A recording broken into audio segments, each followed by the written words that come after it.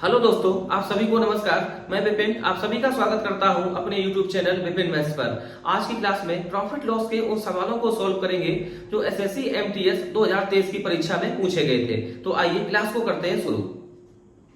आज की क्लास का पहला सवाल, दिव्या ने 1 रुपए में 6 कैंडी खरीदी। 5% लाभ प्राप्त करने के लिए उसे 1 रुपए में कितनी कैंडियां बेचनी होंगी। तो आप ध्यान रखना, ऊपर कीमत नीचे वस्तुओं की संख्या और हम लोग रखेंगे इसे भिन्न के रूप में। तो 1 रुपए में 6, तो ऊपर कीमत नीचे वस्तुएं, 1 रुपए में 6 कैंडी और ये खरीदी है। अगर खरीदी है तो वैल्यू 100% के बराबर, सीपी होता है 100%। 100% बराबर 1/6। 50% का लाभ प्राप्त करना है तो हमें वैल्यू चाहिए 150%। 100% बराबर 1/6, तो 150% बराबर 1/6। 1% की वैल्यू आएगी तो नीचे में गुणा करना पड़ेगा 100 से और यहाँ इंटू 150। अब इसे करते सॉल्व, तो ये काट देगा 6। 150 को डिवाइड करेगा 25 बार, 25 100 को डिवाइड करेगा 4 बार, तो 1/4। ऊपर कीमत नीचे वस्तुओं की संख्या, तो 1 रुपए में वो कैंडी बेचेगा 4, तो 4 अपना सही उत्तर। ऑप्शन नंबर ए ये सही है। अगला सवाल है, 8 वस्तुओं को बेचने पर एक दुकानदार को 2 वस्तुओं के विक्रय मूल्य के बराबर का लाभ होता है। दुकानदार का लाभ प्रतिशत कितना है। सारे सवाल एमटीएस 2023 के। तो आप ऐसे मान लो कि एक वस्तु का एसपी 1 रुपए के बराबर, तो 8 वस्तुओं का एसपी हो जाएगा 8 रुपए के बराबर। इसमें जो प्रॉफिट है वो 2 वस्तुओं के विक्रय मूल्य के बराबर। एक वस्तु का एसपी अगर 1 रुपए तो 2 वस्तुओं का एसपी 2 रुपए। अगर एसपी 8 रुपए है जिसमें प्रॉफिट के शामिल है 2 रुपए, तो वस्तु का सीपी होगा 8 से 2 कम 6 रुपए। तो वस्तु हमने खरीदी होगी 6 रुपए। कुल मिला के 6 रुपए की वस्तु ये हमने बेची है 8 रुपए, तो फायदा हुआ है 2 रुपए के बराबर। 2 का फायदा 6 पर, तो 100 पे कितना, 2 से डिवाइड करेंगे 3 बार। 1/3 होता है 33 सही 1/3%। तो प्रॉफिट है 33 सही 1/3%। ऑप्शन नंबर सी ये सही है। आज की क्लास का तीसरा सवाल, एक वस्तु का क्रय मूल्य 1120 रुपए है। 205 रुपए की छूट देने के बाद 15% का लाभ होता है, तो वस्तु का अंकित मूल्य कितना है। सीपी 1120,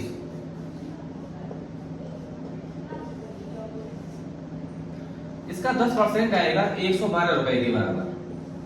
5% 112 का आधा 56। तो आप यहां से निकालो एसपी, जोड़ेंगे 6 2 8, 5 और 1 6 2 8, 1 और 1 2, 1288 रुपए आ गया एसपी।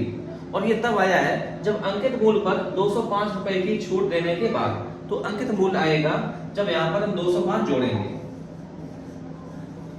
तो 8 5 13, 8 और 1 9, 2 2 4 और यहाँ 1, 1493 रुपए। ऑप्शन नंबर बी ये सही है। आज की क्लास का क्वेश्चन नंबर 4, जीनत एक निवेश पर 20% लाभ अर्जित करती है, लेकिन दूसरे निवेश पर उसे 10% की हानि होती है। यदि दोनों निवेश क्रमशः 3:5 के अनुपात में हैं, तो दोनों निवेशों को मिलाकर लाभ या हानि प्रतिशत कितना है। तो आप निवेश को ऐसे मान लो, पहला निवेश 300 रुपए के बराबर और दूसरा निवेश 500 रुपए के बराबर। पहले निवेश पर 20% लाभ, तो 100 पर 20 का लाभ, तो 300 पर प्रॉफिट हो जाएगा 60 रुपए के बराबर। दूसरे निवेश पर 10% की हानि, 100 पर हानि 10 रुपए के बराबर, तो 500 रुपए पर हानि हो जाएगी 50 रुपए के बराबर। अब 60 रुपए प्रॉफिट 50 रुपए हानि, तो प्रॉफिट हो जाएगा 60 - 50 बराबर 10 रुपए के बराबर। प्रॉफिट है 10 रुपए, कितने 300 प्लस 500 मतलब 800 पर।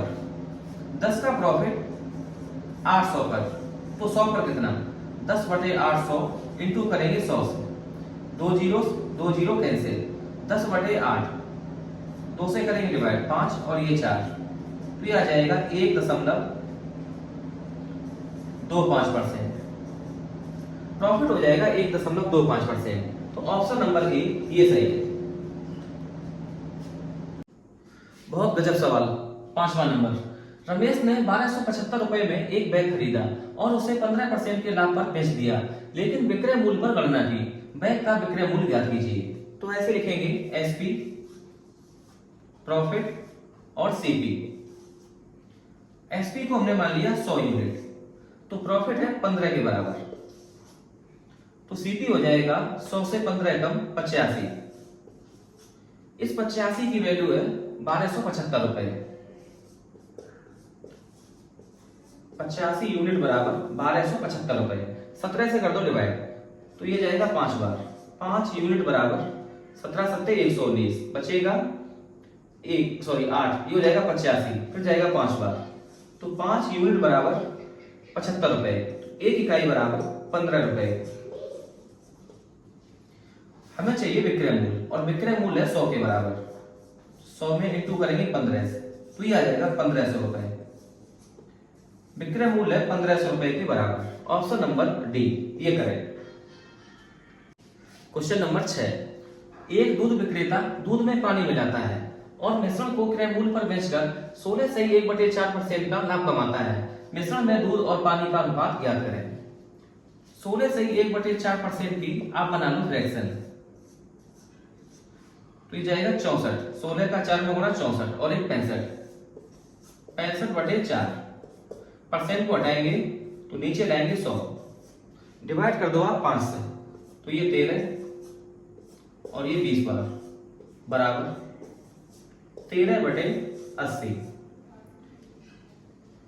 दूध को हमने जैसे खरीदा है वैसे ही बेच रहे, मिश्रण को क्रय मूल्य पर बेचकर।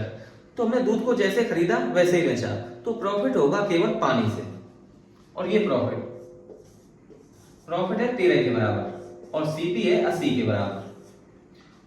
सीपी हमने खरीदा है दूध को, तो अगर दूध है 80 के बराबर तो पानी है 13 के बराबर। हमें रेशियो बताना है दूध और पानी, तो दूध और पानी का अनुपात आएगा 80:13। तो ऑप्शन नंबर बी ये करें। तो आज की क्लास में बस इतना ही।